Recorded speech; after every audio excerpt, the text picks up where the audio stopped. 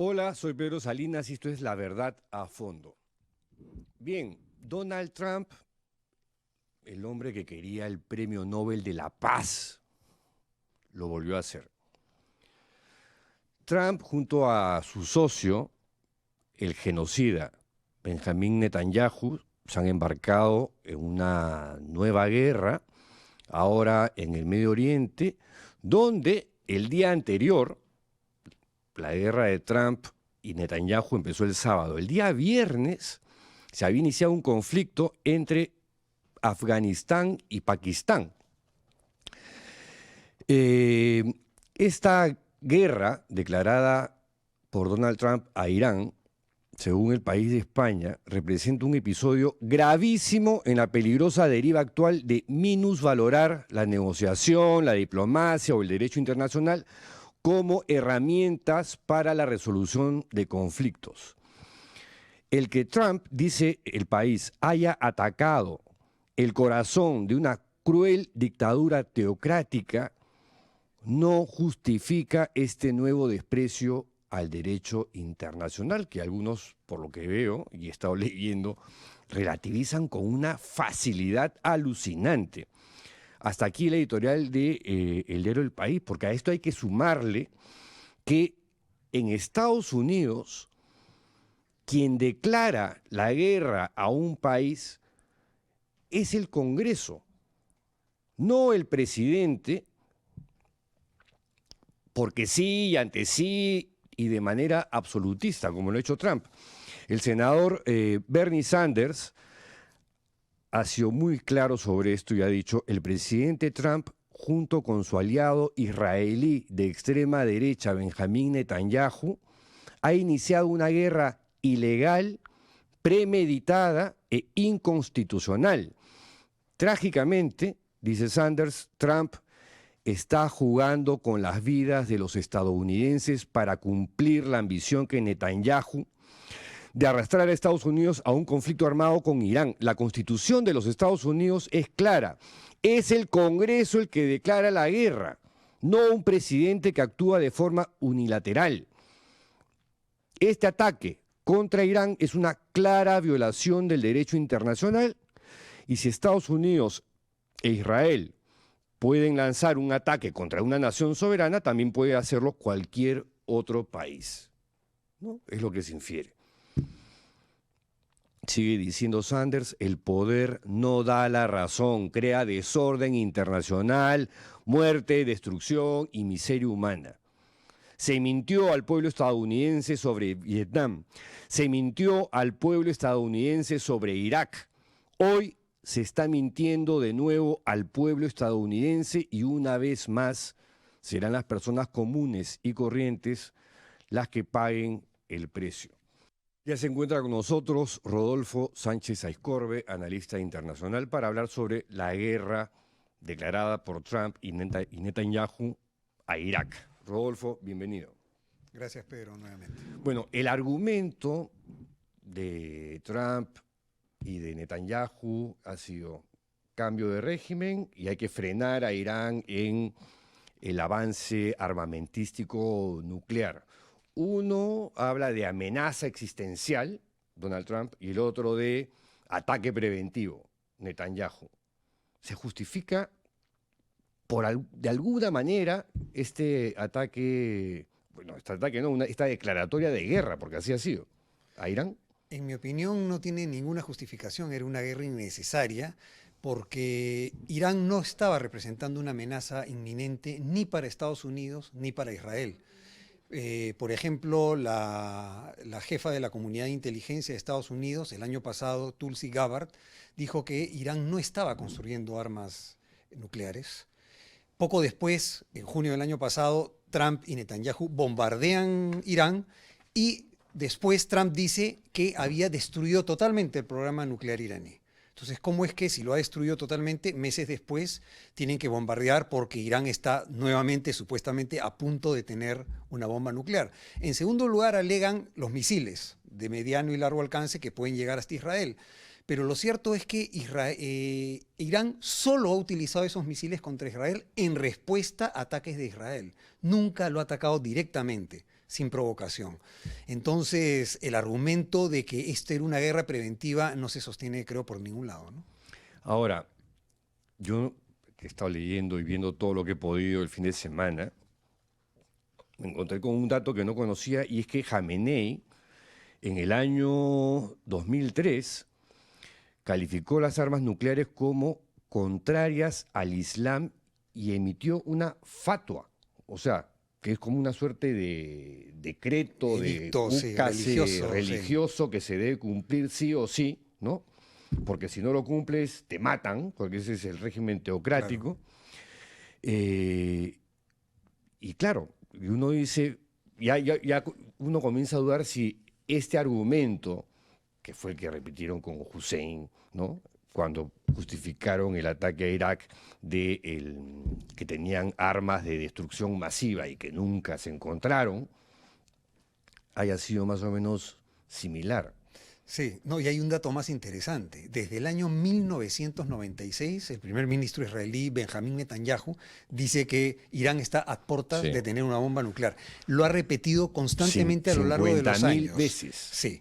Entonces parece francamente un pretexto en todo sentido. Mi impresión es que lo que quiere, sobre todo Israel, es tener, digamos, una hegemonía regional y que no tenga ningún poder que pueda ejercer ningún tipo de contrapeso y que ni siquiera pueda tener capacidad de disuasión, porque los misiles, digamos, iraníes son básicamente para disuadir de un ataque israelí y norteamericano.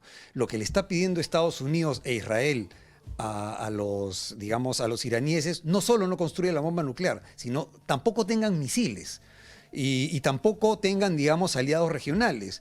Pero ellos, lógicamente, desde su punto de vista, van a decir, vamos a quedar completamente indefensos frente a cualquier ataque arbitrario, que lo vemos una y otra vez que Israel y Estados Unidos realizan ataques unilaterales. No se van a quitar todas sus posibilidades de disuasión en aras de qué, ¿no? Ahora, Trump ha dicho esto va a ser un operativo de 4 semanas, ¿no? El operativo Furia Épica va a durar 4 semanas. Rugido de León se llama en el caso de Israel.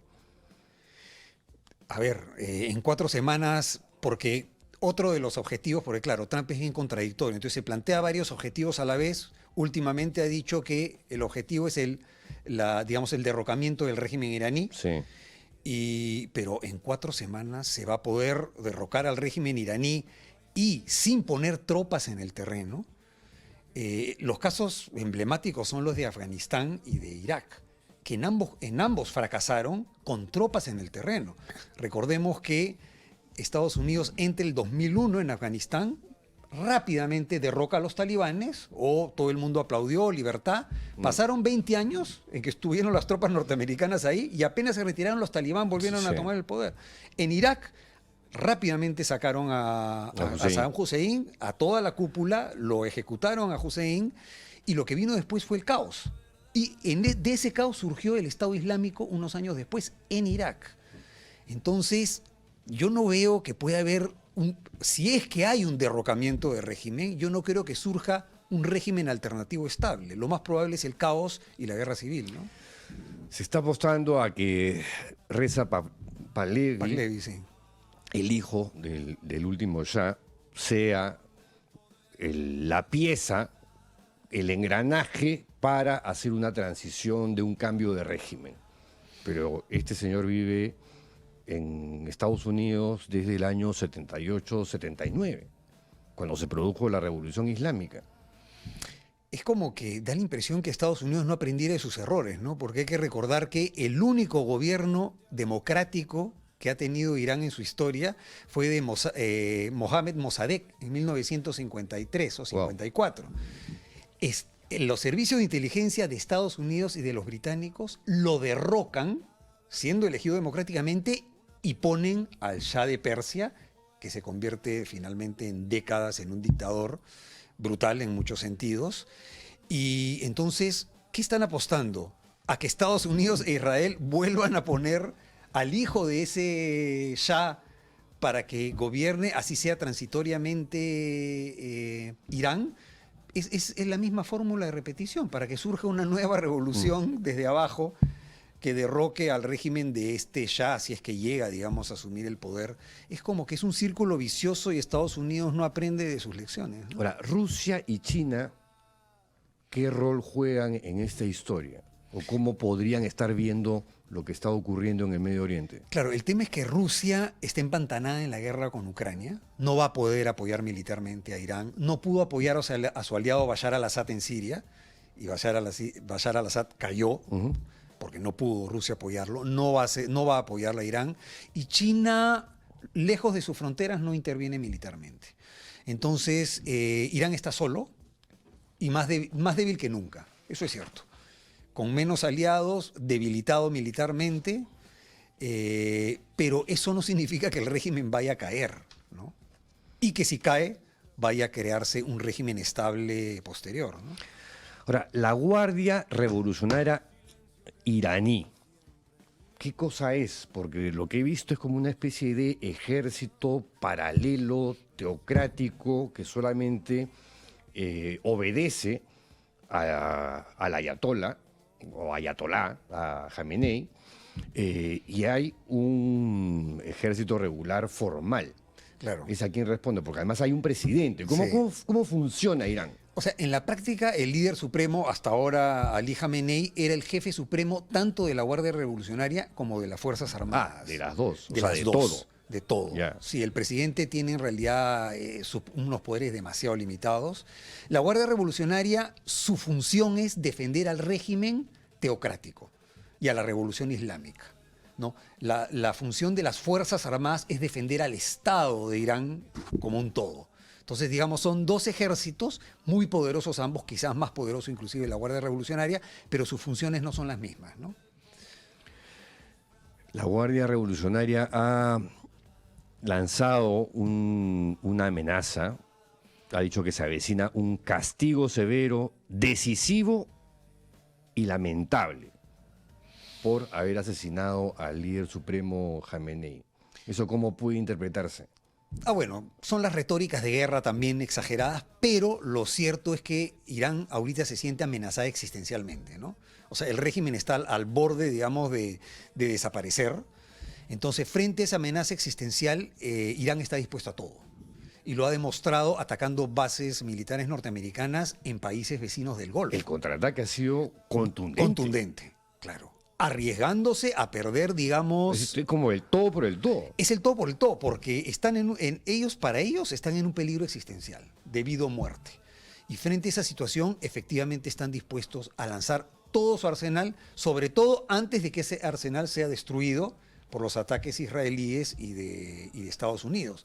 Entonces ellos van a lanzar toda la fuerza posible y van a tratar de incendiar la pradera, toda la región, con tal de tratar de que Estados Unidos e Israel en algún momento detengan el ataque, ¿no? Ahora, la rivalidad entre Israel e Irán, ¿desde cuándo viene? Desde la Revolución Islámica, porque hay que recordar que el Mossad trabajaba con el servicio de inteligencia del Shah de Persia hasta el año 79, el Sabak. Tanto la CIA como el Mossad trabajaban con el Sabak, o sea, respaldaban al gobierno del Shah de Persia, a pesar de lo dictatorial que era. Entonces, la Revolución Islámica, cuando se produce, es automáticamente una reacción no solo contra el Shah, sino contra quienes lo apoyaron, Israel por un lado y Estados Unidos por el otro. Entonces, ahí viene la gran enemistad. Eran muy aliados hasta el año 79. No, estaba leyendo que en el año 48, cuando se crea el Estado de Israel, después de Egipto, el otro país del Medio Oriente que apoya a Israel es Irán. Es Irán, exactamente. ¡Qué loco! Sí. Y el Irán del Shah, ¿no? Sí. Claro. Y hubo un vuelco de 180 grados con la Revolución Islámica. Por eso, de alguna manera, Occidente, y en este caso también Israel como parte de Occidente, cosechan lo que siembran un poco, ¿no? Apoyan regímenes dictatoriales, brutales, que torturan, y luego tienes una reacción del tipo de la Revolución Islámica que termina siendo aún más brutal que el régimen del Shah, ¿no? Ahora, estos argumentos de Trump y de Netanyahu, ¿enmascaran otra cosa? El caso Epstein, en el caso de Trump, los problemas o irregularidades que se le encontraron a Netanyahu. Yo creo que el timing sí, puede influir el timing, pero creo que esto va más allá de los escándalos, digamos, de Epstein, ¿no? Digamos, pueden aprovechar la circunstancia, pero hace décadas que Israel, y en particular Netanyahu, tienen en mente un cambio de régimen en Irán, ¿no? Y han tratado de convencer a los gobiernos norteamericanos, no lo habían conseguido hasta ahora, en que lo sigan en ese camino. Y ahora están tratando de conseguir ese objetivo. Entonces yo creo que esto trasciende, digamos, estos casos puntuales, No, ¿no? y en el camino les ha permitido ese tiempo de ir ocupando ya de una manera más estructurada Cisjordania, Claro, en Gaza, claro, en claro. Palestina. Exacto, exacto. Yo el otro día escuché, realmente impresionado, hay un opositor israelí, político israelí opositor, que se supone que representa un ala mucho más moderada, hablando de la posibilidad de que, bueno, Israel se podía expandir mucho más de donde ya estaba, digamos, asentado, más allá de Cisjordania y de Gaza, tanto como fuera posible dentro de los márgenes de la seguridad de Israel. O sea, si se podía, bien, si no se podía, no importa. Pero llamaba la atención que un líder supuestamente moderado dijera que Israel podía expandirse más allá de lo que son sus fronteras, porque no tiene fronteras, como sabrán, no tiene fronteras todavía. Entonces hay un elemento, digamos, un sector de la política israelí que está apostando por una expansión de Israel más allá inclusive de Gaza y Cisjordania, que es bastante preocupante, ¿no? El petróleo, Eh, ¿es relevante en el caso de Irán? No. En el caso de Estados Unidos no creo, porque Estados Unidos se autoabastece, ¿no? No necesita el petróleo, pero es relevante en la medida en que como Irán ha cerrado el estrecho de Hormuz y por ahí pasa el 20% más o menos del gas natural licuado y del petróleo del mundo, es relevante porque 20%. 20%. Al cerrarse, ya subió el precio de la gasolina, un 10%, creo que bajó luego, pero si se mantiene el cierre del estrecho Eso, de Hormuz, entre el sábado y hoy día. sí, aumentó 10% primero. ¡Wow! Sí. Y va a depender de cuánto se mantenga, ¿no? Porque ya los buques tanque, digamos, ya no están queriendo cruzar el estrecho y si lo cruzan con primas de riesgo, primas de seguro altísimas, que van a trasladarlo al consumidor, ¿no? Entonces, digamos, el petróleo es relevante, desde ese punto de vista, es relevante para China, porque China sí importa un montón de su petróleo a través o sea, los barcos atraviesan el estrecho de Hormuz, que llegan a China. Entonces, a China sí le puede afectar, y a nivel global, a todos los que como nosotros, que no nos abastecemos o sea, no nos podemos autoabastecer de gasolina, a todos nosotros nos va a afectar, ¿no? ¿Qué aliados tiene Irán en la región? O sea, aliados con capacidad de hacer algo, ninguno. Líbano, Hezbollah. sí. Hezbollah ya ha empezado, pero Hezbollah está muy debilitada. Ya ha empezado a hacer ataques a Israel, pero ataques mínimos. Israel, como suele hacerlo, ha respondido con brutalidad, bombardeando el sur de Beirut, bombardeando con mucha fuerza, pero el Hezbollah, desde los ataques de Israel el anteaño pasado, está muy debilitado. Hamas es el otro aliado que está muy debilitado. Los otros son los hutíes, que podrían también poner en aprietos el estrecho de Bab el-Mandeb, que es el estrecho que va del Mar Índico al Mar Rojo, por donde también pasa una parte importante, no solo de petróleo, sino de mercancías. Entonces los buques van a tener que cruzar por el Cabo de Buena Esperanza, ¿no? Y los fletes van a ser mucho más caros. Entonces sí, el comercio mundial se puede afectar, pero digamos, creo que Irán no tiene mucho margen de maniobra y por eso está dispuesto a todo por el todo, ¿no? ¿Qué cosa puede ocurrir en los Estados Unidos luego de esta nueva guerra en la que se ha embarcado Donald Trump? Algo positivo es que solo un 20% de los norteamericanos querían una intervención militar de Estados Unidos en Irán. Solo el 20%. El 70% estaba en contra. Y yo lo que me temo en el sentido, me temo porque sería que la guerra duraría más, pero en la medida en que la guerra dure, empiecen a morir soldados norteamericanos y Estados Unidos no cumpla sus objetivos, probablemente la propia base maga de Trump, que es aislacionista y no quiere involucrarse en guerras extranjeras, empieza a voltearse y los índices de popularidad de Trump empiecen a caer cada vez más y en las elecciones de noviembre el Partido Republicano pierda la mayoría en ambas cámaras, ¿no? En ambas cámaras. En ambas cámaras, sí. Porque están especulando que solamente en una. Una. Pero si no le va bien en la guerra, yo creo que no le va a ir bien, que no va a lograr sus objetivos, mucha gente más va a estar dispuesta a no votar por Trump y votar probablemente por los demócratas o en blanco, ¿no? Claro, porque ahora, para el mundo yo me imagino, en Groenlandia dicen, oye, este tipo, la teoría es loco, o sea, te dice una cosa y veo que lo de Irán lo estaba diciendo, Sí. hubo movilización de tropas, pero tú decías, pues, será para amedrentar. Cuando declara la guerra el sábado y se arma lo que se ha armado, me imagino que en Groenlandia y en Dinamarca deben estar diciendo, oye, seguimos nosotros. ¿Ah? Sí. Ahora, hay que decir que es penosa la actitud de la Unión Europea, A eso con la iba a- excepción sí. de Irlanda y de España. Ah, sí. Sí. Han condenado el ataque de Irán a los países del Golfo, pero no han condenado el ataque de Estados Unidos, Israel a Irán, violando el derecho internacional, donde no se aplica la legítima defensa ni un mandato del Consejo de Seguridad de la ONU. De eso no tienen nada que decir, solo de, y la Cancillería peruana, el mismo esquema.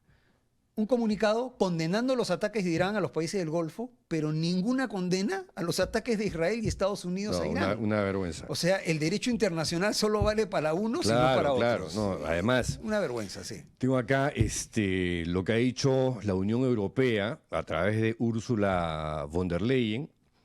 Los acontecimientos en Irán son profundamente preocupantes.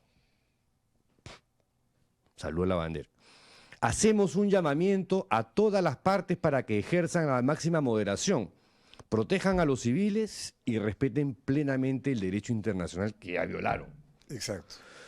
Y el Consejo de Seguridad de la ONU, que es la máxima instancia en estos temas, el señor Antonio Guterres ha dicho: el uso de la fuerza por parte de Estados Unidos e Israel contra Irán y la posterior represalia de Irán en toda la región socavan la paz y la seguridad internacionales. Claro. ¿Para eso sirve? Pero esa es la postura correcta. Ambos están violando el derecho internacional y ambos socavan la paz, ¿no? Lo que no puedes decir es solamente Irán es el que está socavando la paz y violando el derecho internacional. Eso es absurdo, ¿no? Claro, lamentablemente Antonio Guterres no puede decir más, ¿no? No tienen poder real, ¿no? Pero O sea, por lo menos dice... Lo que está quedando clarísimo es que Unión Europea y particularmente Naciones Unidas están pintados en la pared. Sí, pero lo más grave es lo que dice el comunicado conjunto de Alemania, Reino Unido y Francia. Ellos sí condenan abiertamente el ataque de Irán, pero no dicen nada Pero, del ataque pero no se ha empleado. Reino Unido Es que ha encima se ha dicho, plegado. vamos a ser aliados de Estados Unidos en esta nueva aventura. Por supuesto. Y ¡plum! Le han caído en Chipre en unas bases que tiene el Reino Unido. Claro, claro, pero ¿qué esperaban, no? Si dicen, nuestras bases, las británicas, van a ser usadas por Sí, Estados sí. Unidos, obviamente pueden recibir un ataque de Irán, Y les ¿no? cayó al toque. Sí, les cayó al toque, pero digamos, ¿por qué o sea, ¿por qué se dejan arrastrar por Estados Unidos? ¿Por qué la Unión Europea, los países europeos no tienen una política internacional, una política exterior propia? Es realmente sorprendente. O sea, se están dejando llevar de las narices por un matón Sí. que viola unilateralmente el derecho a diestra y siniestra y que ha amenazado a la propia Europa, como recordabas tú el caso de Groenlandia, ¿no? Mm. Digamos, deberían tener un poquito más de sentido de defensa de lo que es el orden Y de internacional, dignidad, ¿no? Y de dignidad, claro.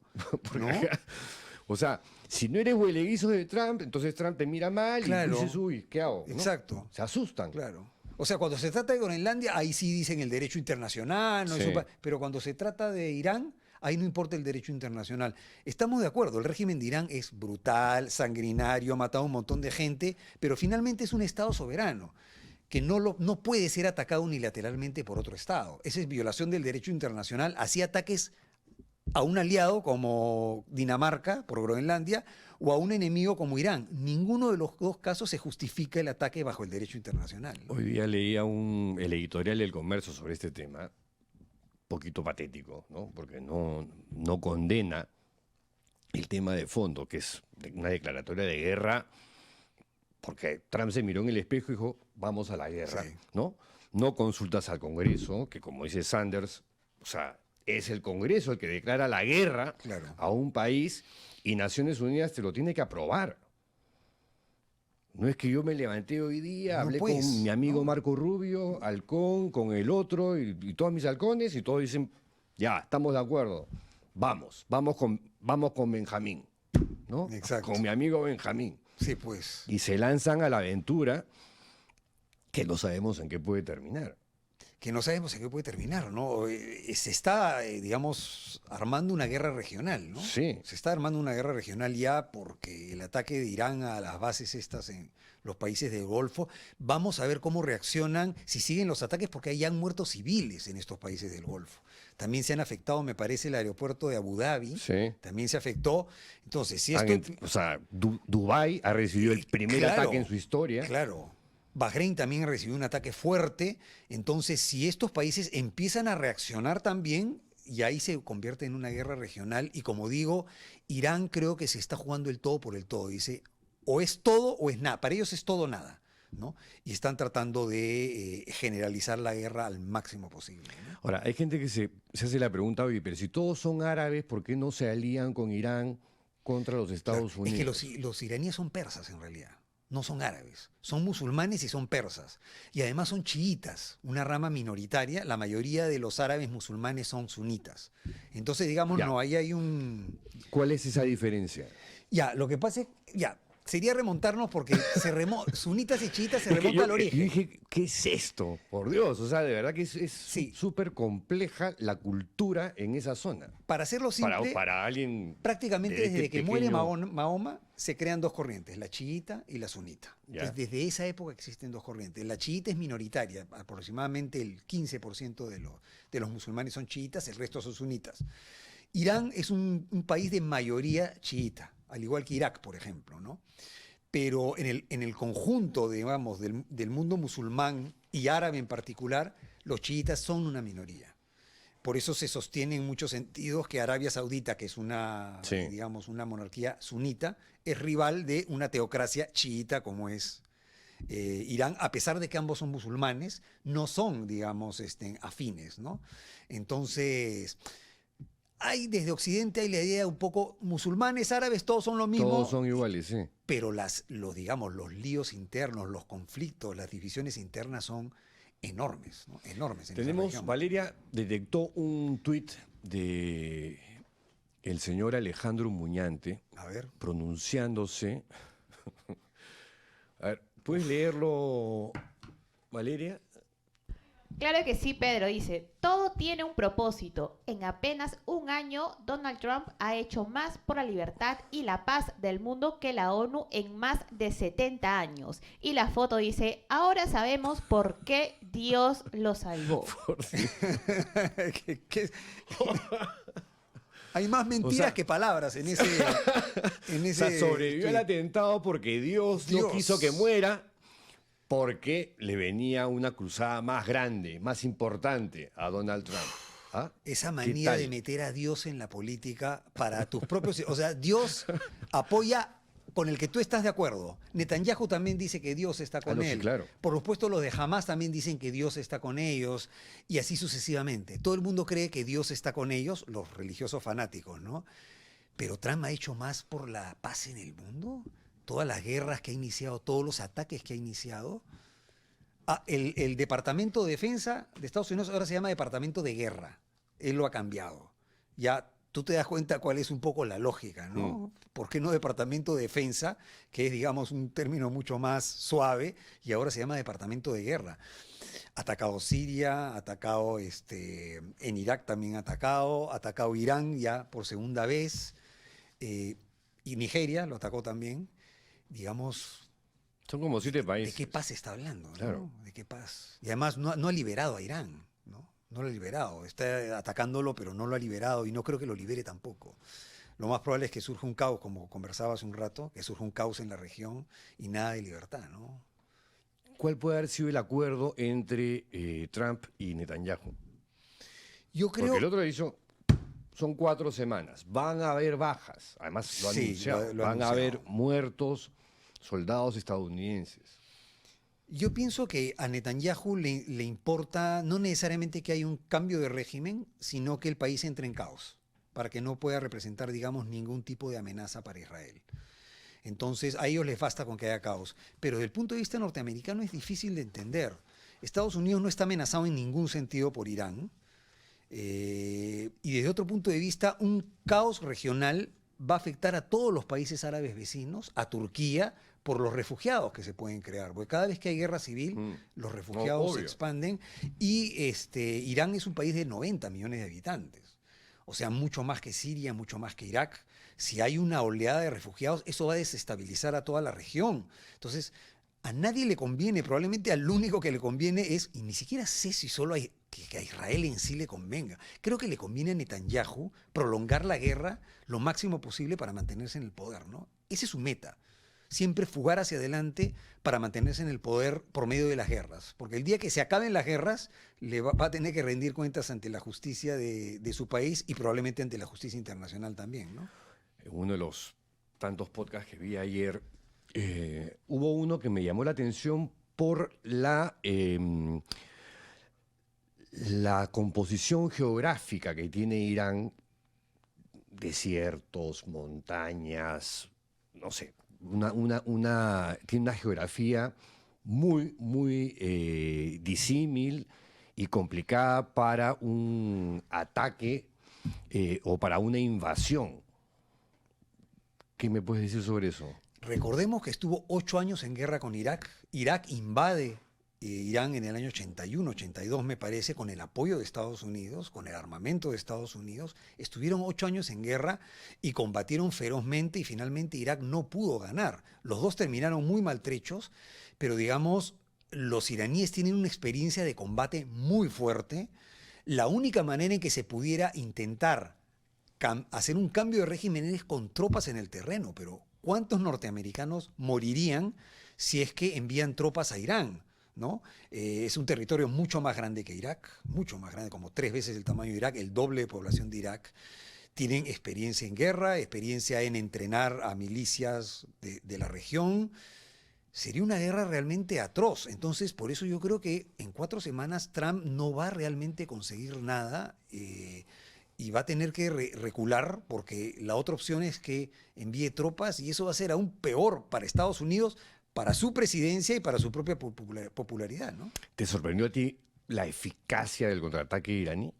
Porque de verdad que la precisión y la fuerza de la respuesta, a mí dije, wow, ¿esto se lo estaban esperando? Sí, ¿no? No me sorprendió en el sentido que ellos ya habían advertido que iban a responder con todo. Y respondieron con todo. Y respondieron con todo, porque sabían que el objetivo esta vez era derrocar al régimen, ¿no? En junio del año pasado eran ataques muy puntuales, ¿no? Y también la retaliación de Irán también fue muy puntual, muy medida para que no escalara. Pero Irán ahora sabe que Estados Unidos e Israel van por todo. Entonces ellos dijeron, nosotros también vamos por todo, ¿no? No nos vamos a rendir y vamos a ir hasta el final y probablemente si mueren van a morir combatiendo, ¿no? ¿Y quién gobierna Irán en ese momento? Hay un triunvirato que está formado por un clérigo del Consejo de Es los el que Guardianes. muestra la portada de la República de hoy día. Debe ser, pero son 3, ¿ah? El presidente Que ha Masoud sobrevivido. Pezeshkian, que ha Sí. sobrevivido, un clérigo del Consejo de los Guardianes y el presidente del Poder Judicial. Ese es un gobierno de transición. ¿El Consejo de los Guardianes qué cosa es? El Consejo de los Guardianes es un grupo de 12, digamos, miembros, de los cuales 6 son clérigos, nombrados por el Ayatolá Supremo, en este caso por Ali Jamenei. Los otros 6 son juristas nombrados por el Poder Judicial, pero el jefe del Poder Judicial a su vez es nombrado por el líder supremo. Entonces, digamos, todo está controlado por el líder supremo.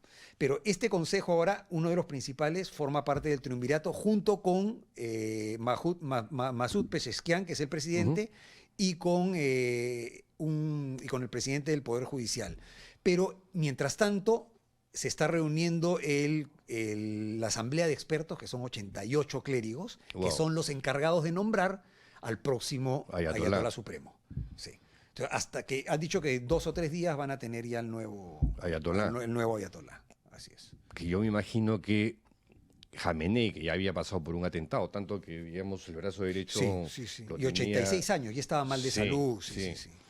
Y ya debe haber tenido algún tipo de sucesor, Me imagino. elegido. Sí. Se habló del hijo, Sí. pero no está muy bien visto en Irán que fuera el hijo, porque ellos no quieren ser una monarquía, un tipo de monarquía, digamos, de sucesoria por sangre, ¿no? Entonces no creo que elijan al hijo, pero probablemente elijan sí a un ayatolá supremo de línea quizás incluso más dura que Ali Jamenei, ¿no? Porque están en una situación de guerra, ¿no? Ahora, si fuese cierto que hay un programa nuclear iraní en marcha y tuviesen ya un misil nuclear, ¿lo usaría?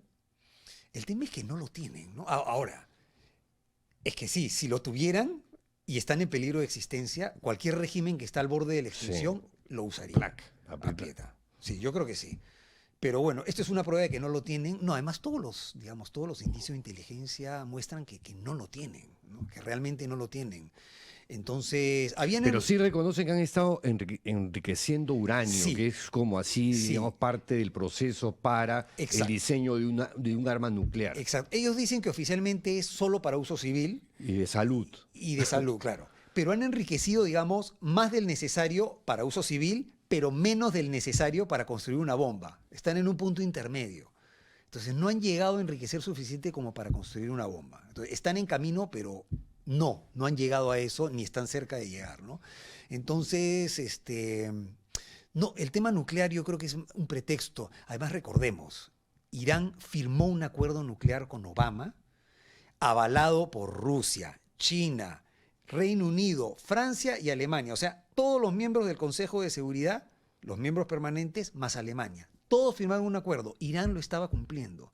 Vino Trump y se salió del acuerdo unilateralmente. Pero están ahorita en el marco de unas negociaciones. Y además estaba en el marco de unas negociaciones, pero para retomar unas negociaciones que Trump rompió el 2017. ¿Por qué rompió las negociaciones del acuerdo nuclear que ya estaba en marcha? ¿Por qué ahora se necesita un nuevo acuerdo para que Irán no construya una bomba nuclear si el mismo Trump se salió de ese acuerdo? O sea, es un poco absurdo. Además, nuevamente, ya dijo que en junio destruyó completamente el programa nuclear.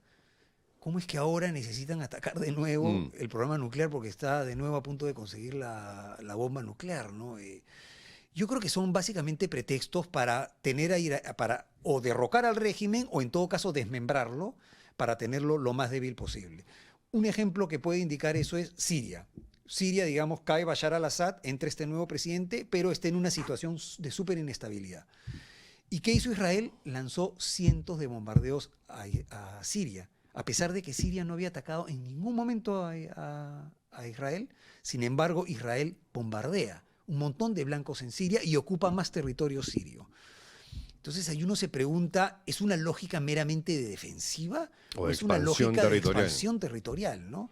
Y de tener debilitados, digamos, a todos A los vecinos. a los vecinos, ¿no? Y para eso necesitas Estados Unidos. Y para eso necesitas el apoyo de Estados Unidos, pero yo no sé cuál es la conveniencia directa de Estados Unidos en todo esto, ¿no? No llego a entender eso. Ahora, en la región, ¿quiénes tienen potencial nuclear? Israel, ¿Pakistán? Digamos, sí, pero Pakistán no está considerado tanto Medio Oriente. En Medio Oriente específicamente, solo Israel, ¿no? Oficialmente no Claro, reconoce sí. tenerlas, pero ni afirma ni niega. Pero todo el mundo sabe que las tiene, ¿no? Después, de los más cercanos, efectivamente, Pakistán, India, ¿no? Pakistán e India. Pakistán e India tienen, pero muchos analistas, como por ejemplo Jeffrey Sachs, decía, yo si fuera iraní, hace rato que hubiera construido una bomba nuclear, porque es la única manera en que sabes que no te van a atacar. Sí. Está el caso de Corea del Norte, ¿no? Nadie se va a meter con Corea del Norte porque tiene armas nucleares, ¿no? Irak se metieron porque no tenía armas nucleares. Entonces, Irán se puede meter a bombardearlo y querer cambiar el régimen porque no tiene armas nucleares. Si las tuviera, es muy improbable que Israel y Estados Unidos se atrevieran a hacer lo que están haciendo, ¿no? Ahora, después de patear este avispero, porque eso es lo que han hecho Netanyahu y Trump, ¿qué sigue? ¿Cómo va a acabar esto? O sea, ¿cabe un alto el fuego en algún momento? Es que en estos momentos lo que pide Estados Unidos a Irán es demasiado, porque le pide no solo que renuncie al programa nuclear, sino que renuncie a sus misiles balísticos y al apoyo a aliados regionales. Entonces le está diciendo, entrega toda todas tus capacidades de disuasión para llegar a un acuerdo. Pero sabiendo cómo actúa Estados Unidos y cómo actúa Israel, sería suicida para Irán deshacerse de sus misiles balísticos, porque es la única posibilidad de disuasión que tiene frente a los ataques de Estados Unidos a Israel. En junio pasado, por ejemplo, lanzaron varios misiles a Israel después de recibir los ataques de Israel, que causaron varios daños importantes a Israel. Inmediatamente después se paró la guerra. O sea, la disuasión para que el ataque no continuara funcionó en ese caso, ¿no? Entonces, es lo único que tienen ellos, ¿no?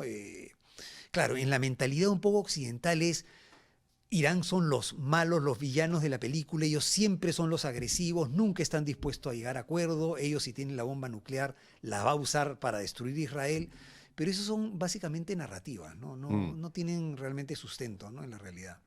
Sí, voy a pedirle likes a nuestros seguidores que nos están viendo, los necesitamos para seguir existiendo. Y si tienen preguntas para Rodolfo Sánchez Escorbe, es el momento, Claro, antes de irnos. Preguntas, sí. Sí. A ver, tenemos ahí comentarios. ¿Cuánto le va a durar el armamento a Irán? ¿Quién podría apoyarlos? La segunda parte creo que nadie los va a apoyar, o por lo menos apoyar significativamente. Rusia era el único y no está en condiciones. Y la primera parte era... Y China, como dices tú, va a seguir así mirando desde... Sí, ¿Ah? con una posición tratando de equilibrar, ¿no? Pero digamos, no se va a mojar por Ya. Irán, ¿no? No se va a mojar por Irán. Y la primera parte es cuánto le va a durar el armamento a Irán. Ni siquiera los expertos saben cuánto de arsenal Claro. todavía tienen, ¿no? Entonces, es difícil cuánto tiempo puedan sostener Pero han esta guerra, empezado... ¿no? ¡Qué bestia! Sí, han empezado Qué con bestia, todo. con todo. Sí, pero siguen habiendo andanadas, ¿no? O sea, pasan horas y una nueva andanada y no sabemos Además, hasta dónde. llegan a los objetivos, claro, o sea, claramente, o sea, había un plan de contraataque Exacto. para cuando Sí, llegase este momento. Sí. Que lo anunció además el propio Jamenei. que lo anunció, claro, efectivamente, ¿no? Ellos ya estaban seguros que esto se iba a venir y estaban listos para eso, ¿no? Pero claro, un régimen que está al borde de la desaparición es más peligroso que nunca, pues, ¿no? Apoyo a Irán. Estados Unidos invade lo que le da la gana y nadie le dice nada. Claro, ahí había que hacer un matiz, ¿no? Porque hay que distinguir. Apoyar a Irán es, creo, demasiado. Lo que hay que apoyar es el derecho internacional. Irán, como Estado soberano, tiene el derecho a no ser atacado unilateralmente por otro país al cual no ha agredido. Eso es una violación del derecho internacional. Pero si apoyo a Irán significa apoyo al régimen, No, ni ya eso es hablar, otra cosa. no, claro, El estamos hablando régimen de es un régimen impresentable. teocrático, Exacto. pero criminal. Ha matado matado aproximadamente miles de por lo miles. menos a 5.000 personas en las manifestaciones. Entonces es un régimen Parece que brutal. el número es mayor, represivo, y en algunos casos, en algunas estimaciones, digo, al menos Sí. 5.000, ¿no? Pero puede ser mayor, puede ser de 10.000 inclusive. Es un régimen brutal que no merece defensa alguna, pero, digamos, las violaciones al derecho humanitario que comete Irán dentro de su país no justifican la violación del derecho internacional por parte de otro país, ¿no? Porque con esa lógica, cada vez que un país, por ejemplo, un gobierno... Es lo que dice Sanders. O sea, cualquier país, digamos, por quítame estas pajas, Exacto. agarre y ataco porque sí, pues es Exacto. una amenaza existencial para mí, ¿no? Exacto, Rusia con Ucrania. Invado porque si Ucrania en el futuro entra a la Claro. OTAN, es una amenaza para mí, entonces Claro. yo realizo un ataque preventivo e invado Ucrania. Se puede justificar cualquier tipo de... Porque todos los agresores, estaba leyendo el otro día, hasta Hitler, cuando realizó invasiones, hablaba en términos de defensa, ¿no?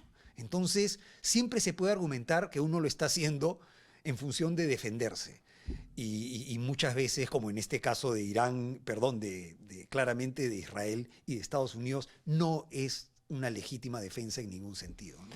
Trump no ha liberado ni ha hecho nada por la paz, solo ha iniciado muertes y guerras en todo el mundo. Sí. Sí, básicamente sí. Ahora, es una vergüenza para el régimen, cambiando un poco, yendo al otro lado del charco, del régimen, digamos, madurista o chavista, cómo ha agachado la cabeza ante Trump, y es una vergüenza que sea el gobierno de Estados Unidos el que haya obligado al gobierno de Delcy Rodríguez a liberar presos. Y Trump presentándose como, miren, gracias a mí, el gobierno chavista está liberando presos. Claro, ¿no? pero ahí el cambio de régimen Claro, el régimen sigue igual. se lo fumó. Se lo fumó. El régimen sigue igual. Pero digamos, les das municiones a Trump para presentarse como un liberador, porque la presión de Trump ha hecho que el gobierno chavista libere a muchos prisioneros. No a todos, a una parte, pero ha liberado. Entonces también eso revela el fracaso de regímenes como el chavista, por un lado, y como el de los ayatolás en Irán también, ¿no? ¿Afectará la escasez de petróleo a Perú?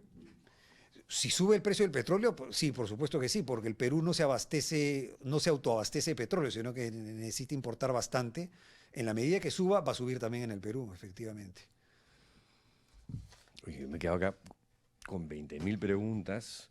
Trump ¿Qué hora es es? impresentable, ¿Tenemos pero- tiempo o no?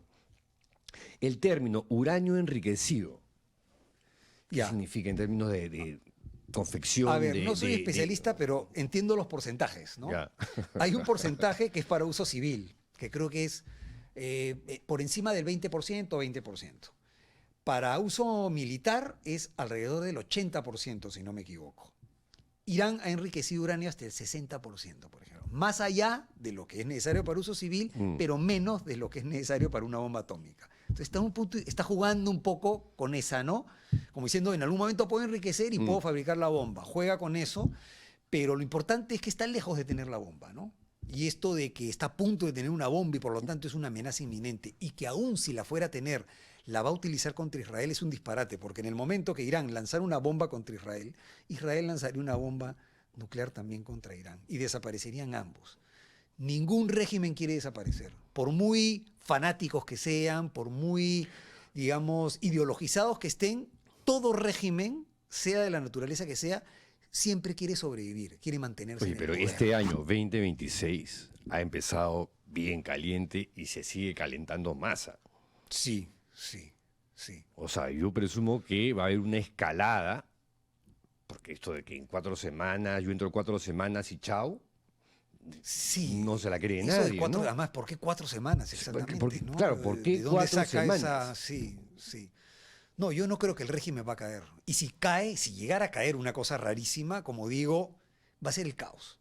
No va a ser una sustitución ordenada, sino el caos. Inclusive si Estados Unidos mete tropas, igualito va a ser el caos. Afganistán es la prueba de que inclusive metiendo tropas no puedes gobernar un país. No, No puedes. como dices tú, los talibanes capturaron el poder apenas se Apenas fueron, se fueron. el último soldado de los Estados Unidos, ¡brum! Exacto. No pasó nada. Claro. 20 años combatiendo las milicias talibán para que se fueran. Y entonces podría pasar lo mismo en Irán, ¿no? Con la diferencia que Trump ha hecho su campaña electoral diciendo no guerras costosas y largas en el extranjero. Sí. Entonces eso va a ser mucho más problemático para Trump, para su base, para su popularidad, ¿no? Yo no sé realmente a qué está jugando Trump. Y yo ya he visto que gente de MAGA, que son parte de sus bases, Exacto, claro. están diciendo, oye, nosotros no te apoyamos para esto. Exacto, exactamente, claro, claro. Sí. A ver, había una Había pregunta, comentario. había Valeria. una pregunta ahí que estaba buena, pero a ver. Estados Unidos e Israel comienzan lanzando misiles atacando bases y también un colegio y no esperan respuesta de Irán. Claro, ese es el punto, ¿no? O sea, Pensaban que iban a encontrar un país debilitado, no sé. sí, que está debilitado, sí, pero como se juega la vida, están dispuestos a utilizar todo el arsenal que les queda, ¿no? Eso es verdad, pero están bastante debilitados.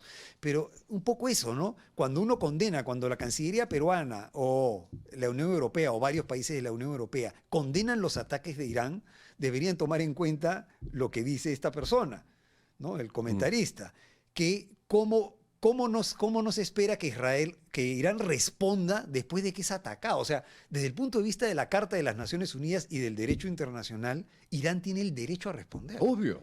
Pero Porque es obvio. legítima defensa. Exacto. Claro. No tiene derecho efectivamente a matar civiles de otros países. Ahora, es más complejo el tema de si tiene derecho a atacar bases militares norteamericanas en estados del Golfo, si es que no los han atacado de ahí directamente. Si las bases se utilizan para atacarlos, tienen derecho. Ya, eso, Si eso, no, eso, es eso le una zona gris. preguntó una periodista norteamericana a un representante del gobierno de Irán. Ya, ¿y Y qué él dijo, mencionó? oye, pero si nos están atacando, ¿qué hacemos? Defendernos. Claro, tiene que responder. Claro, y no. defiendes, ¿cómo te defiendes? Atacando las bases de donde nos están atacando. Bueno, Exacto. ahí es una premisa Claro. que no puedes Totalmente, ahí estoy determinar, totalmente de acuerdo. ¿no? Sí, es legítimo. No, Si lo que de yo decía, Dubái salió un misil, claro, lo que yo decía es si es una base que no está siendo utilizada. Ahí es donde yo tengo dudas, ¿no? No soy experto en derecho internacional, tengo dudas. Pero de una base que se está utilizando, ya sea para abastecer de combustible a pero los aviones, neutraliza, etcétera. pues. O sea, ya no lo han usado ahorita, pero si la tienes ahí y sí. la van a usar Por y te ejemplo, declaran la guerra, El caso de la base esta británica en Chipre, ¿no? sí. Gran Bretaña dijo que iba a permitir el uso de la base Sí, y a la hora... le cayó. Ahí se entiende Le cayó. perfectamente, porque es un blanco legítimo, ¿no? Entonces no se puede condenar esas acciones de Irán sin tomar en cuenta el contexto de que son los agredidos y los que tienen derecho a defenderse. Insisto, por muy deleznable, irreprensible que sea el gobierno de Irán, como Estado tiene derecho a defenderse, ¿no? Es la misma, hay otra, la conveniencia de Estados Unidos por meterse en la guerra es desviar la atención internamente. Trump tiene dos problemas, que va a perder mayoría en el Congreso y el otro tema, los archivos Epstein. Sí, ahora yo pienso que de todas maneras esto tiene, digamos, un proceso más largo, ¿no? No es solo eso, pueden aprovechar las circunstancias, sí. Ahora, yo creo que Trump está arriesgando demasiado, porque yo no creo que vaya a tener éxito, y eso va a hacer que su popularidad se reduzca aún más y que tenga más probabilidades de perder con un mayor número de votos las dos cámaras. Por eso yo no entiendo bien cuál es el juego de Trump acá, porque yo creo que va a perder sí o sí, ¿no? Que sí o sí le va a salir mal este juego, ¿no? Pero si Maduro no respetó la democracia de su país, ¿por qué lo defienden a Maduro diciendo que interfirieron en un país que no debían? Pero la gran ciudadanía venezolana está mejor y la aprueba. Es que de vuelta es lo mismo. Digamos, Maduro sea un dictador, represor, asesino, sanguinario, no, y viole el derecho internacional humanitario, no da derecho a otro país a violar el derecho internacional a atacar un país soberano, por muy dictatorial que sea. No sé cuántas dictaduras hay ahorita en el mundo, creo que son 70, 80. Cualquier país puede decir, bueno, como este gobierno rival es dictatorial, yo tengo el derecho a atacar a ese Estado, el mundo sería un caos, no habría, digamos, derecho internacional, ¿no? El derecho internacional tiene que respetarse. Entonces, el mecanismo no es acciones militares unilaterales por parte de potencias, porque si no, es la ley de la selva y cada quien hace lo que se le da la gana. Además, ojo, el ataque de Trump a Venezuela no es porque le importe la democracia venezolana, la violación de los derechos humanos. Fue clarísimo. Fue clarísimo. El petróleo. Es el petróleo. Entonces no es necesario lavarle la cara a Trump como diciendo, no, es que la democracia no era un gobierno democrático. No le importa. Los derechos humanos tampoco. Trump ha apoyado abiertamente el genocidio en Gaza todo este tiempo, brindándole armas, apoyo diplomático. No son los derechos humanos los que lo mueven, ni en Irán, ni en Venezuela, ¿no? No son los derechos humanos, son intereses geopolíticos muy concretos, y en el caso de Venezuela, intereses petroleros muy concretos, que nada tienen que ver con la democracia y los derechos humanos, ¿no? Ahora, en retrospectiva, acaba de venir a mi cabeza, y con la admiración que le tengo, María Corina Machado, ¿cómo queda después de...? Sí. ¿Ah? Sí. Mal, ¿no? Mal. Queda Mal jugado. Tratando de regalarle el jugado. Nobel a Trump, Sí. ¿no?